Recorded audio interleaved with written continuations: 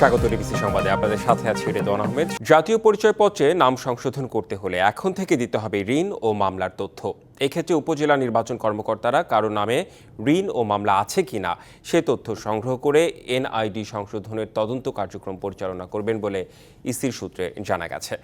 আবেদনকারীকে ঋণ ও মামলা নেই এমন কথা হলফনামায় উল্লেখ করতে হবে। পরে স্থানীয় জনপ্রতিনিধি ও আবেদনকারীর স্বজনের জবানবন্দির পাশাপাশি মামলার বিষয়ে সংশ্লিষ্ট থানা থেকে চিঠির মাধ্যমে তথ্য সংগ্রহ করা হবে বলে জানা গেছে।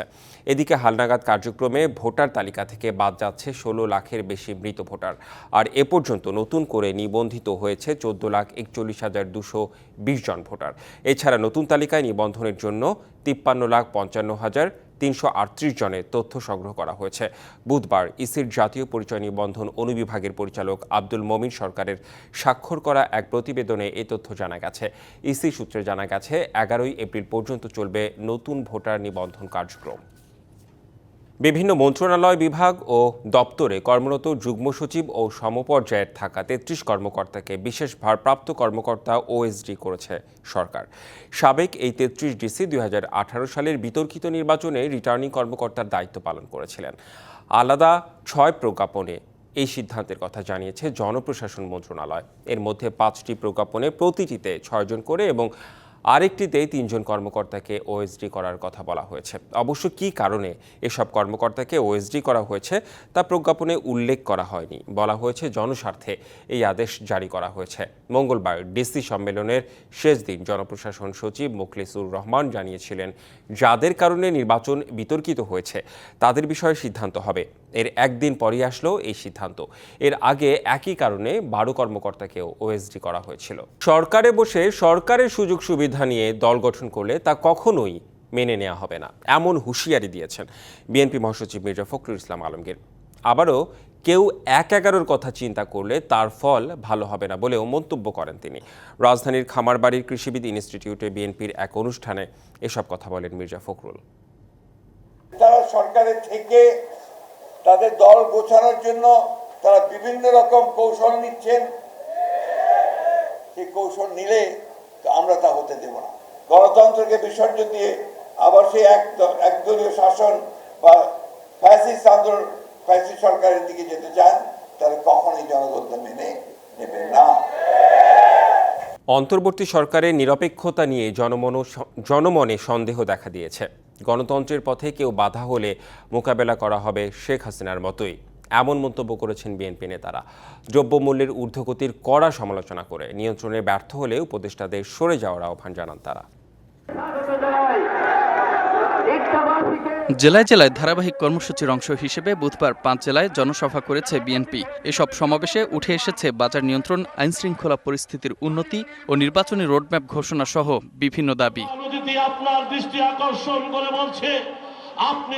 কিশোরগঞ্জের কর্মসূচিতে যোগ দেন চেয়ারপারসনের উপদেষ্টা ফজলুর রহমান। বলেন, জাতীয়র আগে অন্য নির্বাচনের ষড়যন্ত্র আন্দোলনের মাধ্যমে প্রতিহত করা হবে। প্রথমে হবে প্রধানমন্ত্রী, হবে সরকার, হবে পার্লামেন্ট, হবে তারপরে স্থানীয় ইলেকশন হবে। আমরা জাতীয় নির্বাচনকে কিছুতেই প্রলম্বিত হতে দিব না, দীর্ঘায়িত হতে দিব না। সিলেটে দ্রব্যমূল্যের ঊর্ধ্বগতি নিয়ে সরকারের কড়া সমালোচনা করেন চেয়ারপারসনের আরেক উপদেষ্টা মোয়াজ্জেম হোসেন আলাল। এত সামগ্রিক সমর্থন থাকা সত্ত্বেও এই সরকার মানুষের জীবনের সবচেয়ে বড় সমস্যাটাই এখন পর্যন্ত দূর করতে পারেননি। যদি নাই পারেন তাহলে আপনাদের কাছে আমাদের প্রশ্ন, কেন তাকে বাণিজ্য উপদেষ্টায় নিয়েছেন? তাকে বলেন জিনিসপত্রের দাম কমাতে হবে রমজান শুরু হওয়ার আগে, তাহলে তোমার উপদেষ্টা পদ থেকে তোমাকে বরখাস্ত করা হবে। আর অন্তর্বর্তীকালীন সরকারের নিরপেক্ষতা নিয়ে জনমনে সন্দেহ দেখা দিয়েছে বলে মন্তব্য করেন স্থায়ী কমিটির সদস্য আমির খসরু মাহমুদ চৌধুরী। যারা দীর্ঘায়িত করে ক্ষমতার অংশ হিসাবে ক্ষমতা ভোগ করার প্রক্রিয়ার মধ্যে ঢুকেছেন, তাদেরকে বলছি পরিষ্কার করে সেখান থেকে বেরিয়ে আসতে হবে। জাতীয় নির্বাচনের মাধ্যমে নির্বাচিত সরকারের হাতে ক্ষমতা তুলে দেবে।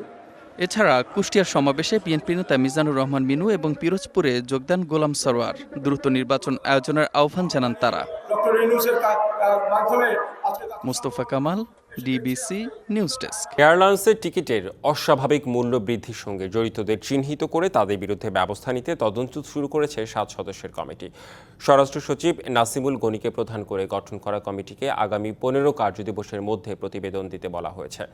এই বিষয়ে শুনানি করতে বুধবার বিকেলে বেসরকারি প্রায় 25টি এয়ারলাইন্সের প্রধান নির্বাহীদের সাথে বৈঠক করেন কমিটি প্রধান নাসিমুল গনি। তিনি বলেন, হঠাৎ করে কেন মধ্যপ্রাচ্যগামী ফ্লাইটের ভাড়া এতটা কেন বেড়ে গেল তা নিয়ে আলোচনা করতে এয়ারলাইন্সের কর্মকর্তাদের ডাকা হয়েছে। তাদের কাছ থেকে ভাড়া বৃদ্ধির যৌক্তিকতা জেনে নেওয়া হবে পরবর্তী সিদ্ধান্ত। যে সমস্ত এয়ারলাইন্সগুলো বাংলাদেশে চলে তাদের যারা প্রধান নির্বাহী তাদের তো একটা অভিজ্ঞতা রয়েছে, এবং আমাদের অনুসন্ধানটা যারা ফলপ্রসূ হয়, একটা লোকের কাজে লাগে, মানুষের কাজে লাগে, এই জন্য এই প্রচেষ্টা। এটা আমাদের মতো করে আমরা তদন্ত করব এবং আমরা বোঝার চেষ্টা করতে চাচ্ছি যে এটাতে কিভাবে আমরা এই সমস্যাটাকে উত্তরণ করে অন্যান্য দেশের মতো সমপর্যায়ে আনতে পারি। বৈষম্য বিরোধী ছাত্র আন্দোলনের সম্মিলিত বেসরকারি বিশ্ববিদ্যালয় কমিটি ঘোষণা করা হয়েছে। রাতে রাজধানীর বাংলা মোটরে বৈষম্য বিরোধী ছাত্র আন্দোলনের কেন্দ্রীয় কার্যালয়ে এই কমিটির আত্মপ্রকাশ হয়। MJH মঞ্জুকে আহ্বায়ক, আতিক শাহরিয়ারকে সদস্য সচিব, ওমর ফারুককে মুখ্য সংগঠক এবং সাবিনাকে মুখপাত্র হিসেবে পরিচয় করিয়ে দেওয়া হয়। লিখিত বক্তব্য বৈষম্য বিরোধী ছাত্র আন্দোলনের কেন্দ্রীয় নির্বাহী সদস্য রিফাত রশিদ বলেন, জুলাই বিপ্লবের সবচেয়ে বড় পাওয়া প্রাইভেট বিশ্ববিদ্যালয়ের শিক্ষার্থীদের অংশগ্রহণ। শুধু জুলাই গণঅভ্যুত্থান নয়, প্রাইভেট বিশ্ববিদ্যালয় বহু আগ থেকেই স্বৈরাচার হটাতে কাজ করেছে। এ সময় সাধারণ শিক্ষার্থীদের প্রত্যাশা পূরণে এই কমিটি কাজ করবে বলেও জানায় সংগঠনের নেতারা। বৈষম্য বিরোধী ছাত্র আন্দোলন সম্মিলিত বেসরকারি বিশ্ববিদ্যালয় নিঃস্বার্থে বাংলাদেশের স্বাধীনতা এবং সার্বভৌমত্বের প্রশ্নে কাজ করতে বদ্ধপরিকর।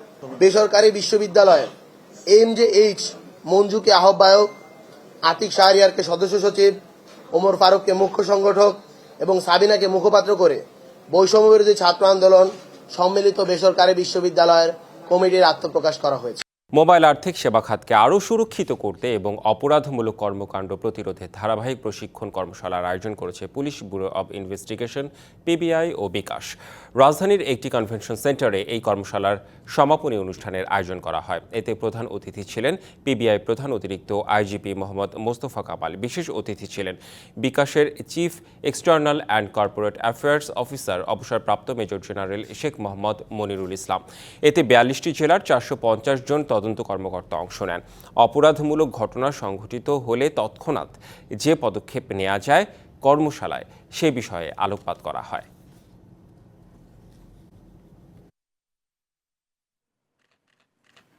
সংবাদ এই ছিল এখনকার মতো। ডিবিসি নিউজের সংবাদগুলো পড়তে ভিজিট করুন dbcnews.tv আর ভিজিট করুন ডিবিসি নিউজের ফেসবুক পেজ এবং ইউটিউব চ্যানেল। সঙ্গেই থাকুন।